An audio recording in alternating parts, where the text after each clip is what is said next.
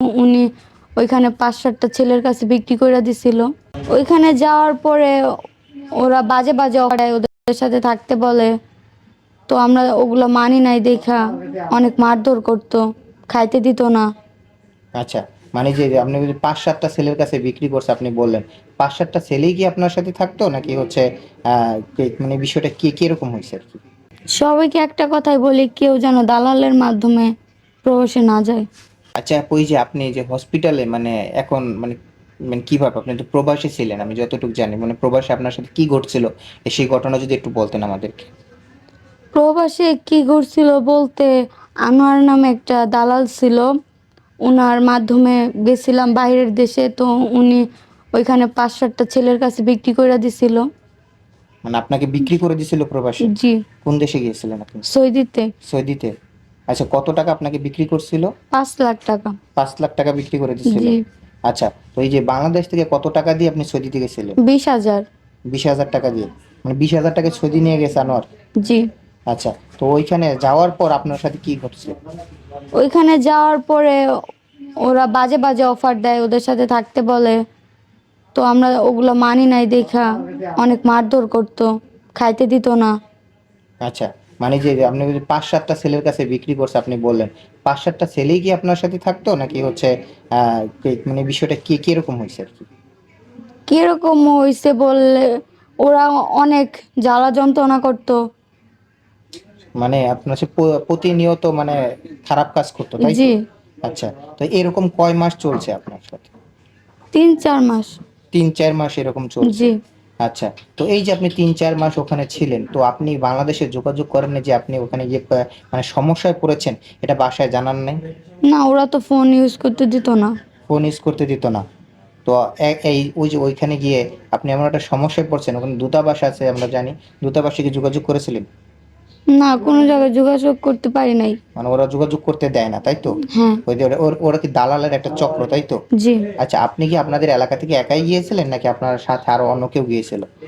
ওরা এক এলাকা থেকে সব লোক নেয় না, জায়গা জায়গা থেকে নিয়ে যায়। জায়গা জায়গা থেকে একজন দুইজন এরকম জি। করে নিয়ে যায়, তাই তো? আচ্ছা, তো আপনি ২০,০০০ টাকা দিয়ে গেছিলেন, তাই তো? জি। আচ্ছা, এই যে আপনার এই যে যে আনোয়ার দালালের কথা বললেন, এই উনি কি আপনার এলাকারই নাকি হচ্ছে বাহিরের বা অন্য কোথাও? না, উনারে চিনি না। উনি আমাদের এলাকায় একবার আসছিল, আইসা তারপরে আমাদের অনেক লোভ দেখাইছে যে এত টাকার ভিতরে এখন যাওয়া যাইতেছে, তোমরা যদি কেউ যাইতে চাও তাহলে আমার সাথে যোগাযোগ করতে পারো। তো আমিও ভাবলাম আমার বাড়ির সবাই গরিব, এই জন্য আমাদের জায়গা ছিল, জায়গা বিক্রি কইরা তারপরে ওইখানে গেছি। আচ্ছা, পরিবারের হাল ধরার জন্য গেছিলেন। আপনার জি। কি ভাই নাই? ভাই, বড় ভাই বা না। কেউই নেই? আপনার বাবা আছে না? বাবা আছে, অসুস্থ। অসুস্থ। হ্যাঁ। তো মানে মোটামুটি পরিবারের হাল ধরার জন্য আপনি নিজ দেশ ছেড়ে প্রবাসে পাড়ি জমিয়েছিলেন, তাই তো? জি। কিন্তু সেখানে গিয়ে তো আপনার উপরে এরকম অমানবিক কিছু ঘটনা ঘটে গিয়েছে, তাই তো? জি। তো এখন ওই যে আপনি যে বাংলাদেশে আসলেন, তো কিভাবে আসলেন একটু যদি বলতেন? বাংলাদেশে আসছি কারণ আমরা তো দালালের মাধ্যমে গেছিলাম। হ্যাঁ। আর ওইখানে পুলিশের কাছে ধরা পড়ছিলাম। তো আচ্ছা, ওইখান থেকেই মানে পুলিশ ওই পরে। রুম থেকে আপনাকে উদ্ধার করছে, তাই তো? জি। যেই রুমে মানে আটকে আপনার ৪-৫টা ছেলে নির্যাতন করতো, ওই রুম থেকেই পুলিশ আপনাকে উদ্ধার করছে? হ্যাঁ। আচ্ছা, উদ্ধার করার পর মানে ওখান থেকে আপনি মানে কতদিন পরে যে বাংলাদেশে আসলেন আর কি? 10 দিন পরে। মানে উদ্ধারের পর ১০ দিন হ্যাঁ। থানায় রাখছিল, তাই তো? জি। তার সবকিছু কাগজপাতি ঠিকঠাক করে দিয়ে আবার দেশে পাঠাইছে, তাই তো? জি। আচ্ছা, তো এই যে এখন এই যে হসপিটালে আছেন, এখন এই ভর্তি কেন, হসপিটাল ভর্তি কেন?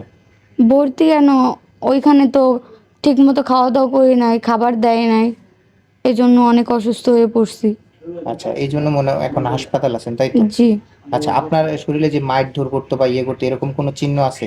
হ্যাঁ, চিহ্ন আছে, পিঠে অনেক আছে। পিঠে আছে?